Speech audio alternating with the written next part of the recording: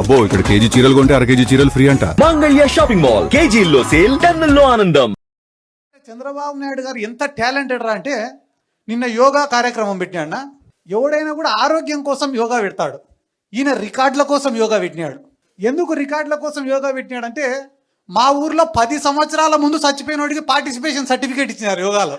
నిన్న మొన్న చచ్చిపోయినోడు కాదు, 10 ఏళ్ల ముందు చచ్చిపోయినోడికి పార్టిసిపేషన్ సర్టిఫికేట్ యోగాలో. ఏమన్నా శివానికి శివాసనానికి సర్టిఫికేట్ ఇచ్చినారేమో. అంటే ఏం చేసినా కూడా దాంట్లో స్కామే ఉంటుంది తప్ప ప్రజల గురించి ఆలోచించి వాళ్ళు ఏమి కూడా చెయ్యరు. కానీ మీరందరూ కూడా గుర్తుపెట్టుకోవాల్సింది ఏమరా అంటే ఈ భారతదేశంలో ఇంకొక గొప్పటి అవకాశం. ఒకరిపైన ప్రేమతో ఓటేసేదానికన్నా ఇంకొకటి పైన కోపంతో ఓటేస్తారంట. ఈరోజు మళ్ళీ తెలుగుదేశం వాళ్ళకి ఫస్ట్ చెంపదెబ్బ అనుకోండి, మెట్టు దెబ్బ అనుకోండి పడేది ఆడినా తెలుసా? ఈ వైన్ షాప్ల కాడనే. ఒరే వైన్ షాపులు వచ్చినాయి, ఇంకా మన గల్లాపేట నిండుతుంది, మన జోబులన్నీ నిండుతాయని అందరు వేసినారు ఆ టెండర్లు. నీకు 10 రూపాయలు ఇచ్చినాయి అనుకో, ఇద్దరిని తినమంటే ఎంత తింటాడు? ఒక్కొక్కడు 5 రూపాయలు తింటాడు.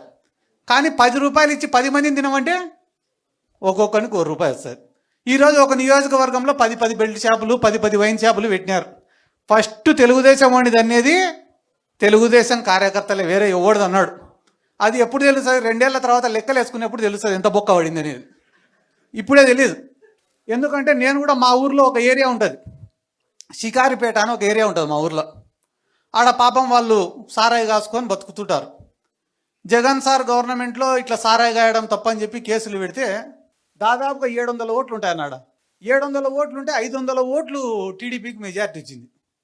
నేను అడిగినా, ఏరా ఇన్ని పథకాలు ఇచ్చినారు, ఈ మీరందరూ పేదరికంలో ఉంటే కూడా ఇన్ని స్కీమ్లు ఇచ్చినాడు జగన్ సారు, ఏరా 500 మెజార్టీ ఇచ్చినారా మీరు టీడీపీ వాళ్ళకంటే, అన్న మమ్మల్ని సారాయి కాసుకొనిలే, అందుకే మేము బెయిలే ఈసారి అంతా మూకుముడిగా టీడీపీకి వేసినాము అన్నారు. సర్లే మొన్న ఒక కోర్టు వాయిదా ఉంటే పోతేనే పలకరించేదానికి వచ్చినారు. ఏరా ఇప్పుడు ఈ గవర్నమెంట్లో సుఖంగా ఉండారా అని. అంటే ఊర్లోనే ఎవరం లేమన్నా ఆయన. ఎందుకురా అంటే 99 రూపాయలకే మందు దొరుకుతాంటే ఇంకా సారాయి తాగేటోడు ఎవడన్నా. అంటే నువ్వేం తప్పు చేయాల్సిన అవసరం లే, ఉన్న ప్రభుత్వమే వాడి నెత్తి మీద వాడే టోపీ పెట్టుకునే రోజులు దగ్గరలోనే ఉండేవి. ఇక్కడ ఉన్న వాళ్ళకి చాలా మందికి కూడా నేను చెప్పేది ఏమరా అంటే, ఏమి లేని కుటుంబాల నుంచి వచ్చి కష్టపడి ఎదిగిన వాళ్ళు ఉన్నారు, రాజకీయ నేపథ్యం నుంచి వచ్చిన వాళ్ళు ఉన్నారు, పేదరికంలో ఉన్నా కూడా ప్రజల పక్షాన పోరాడి వచ్చిన వాళ్ళు ఉన్నారు, నిజాయితీగా ఒక పార్టీని నమ్ముకొని ఒక నాయకుడిని నమ్ముకొని పైకి వచ్చిన వాళ్ళు ఉన్నారు, బాగా మాట్లాడే వక్తలు ఉన్నారు.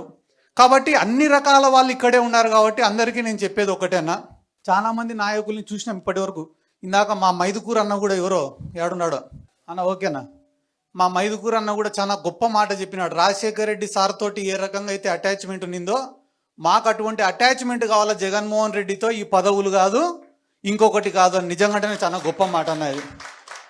ఎందుకంటే మేము కూడా పనిచేసే జగన్ సార్ ఎప్పుడైనా కూడా శబాష్ అని చెప్పి భుజం తడితే చాలు తప్ప వేరే పదవి కూడా మేము ఎవరం కూడా ఆశించడం లేదు. ఎందుకంటే ఆయన పైన ఇష్టంతోనే అందరం కూడా పనిచేస్తున్నాం. ఎందుకంటే నాకు కూడా చాలా ఉదాహరణలు చెప్తారన్న రాజశేఖర రెడ్డి సార్ దగ్గర నుంచి.